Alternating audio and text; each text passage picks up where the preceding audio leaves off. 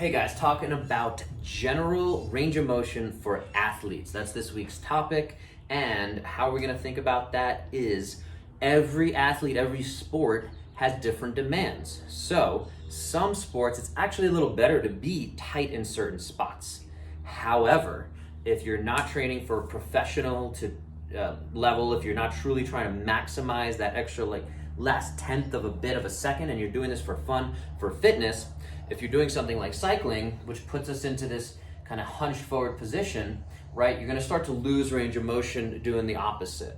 So your training, we call this cross training, that's kind of where CrossFit comes from, is we should be focusing on what does the opposite, or where do we fill in the gaps of the deficiencies of our sport. So again, if you're doing a lot of Peloton, a lot of cycling, I'm just gonna pick on that for a little bit, right? We're in these positions, we're doing a lot of forward positioning, we need to add in some supplementation, have that range of motion where we're going into more extension. Same thing with the hips, right? So we need to figure out what your sport is, have an assessment. There's tools like the functional movement screen and the selective functional movement assessment, which are two cool tools that I utilize, a lot of folks utilize, to assess how and where your deficiencies are in your ranges of motion and how that might translate to your sport.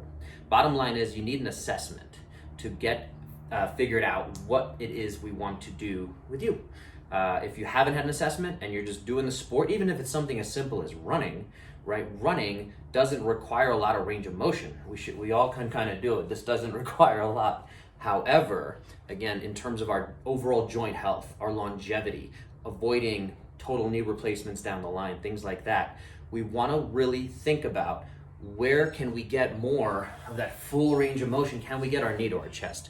Can we bend down and touch our toes? If anything is missing in this basic kind of checklist of our vital signs, right, our normal vital signs, that's where we need, again, a specialist to assess that. And if we don't have that general range of motion, right, let's start working on that with some body work, with some identified, targeted, personalized, customized plan for you and how we're going to get you more range of motion. So if you have questions on any of that, where you can get an assessment, if you want to do one in person, I'm here in the Colorado area. If you want a referral wherever you are, happy to try to connect you.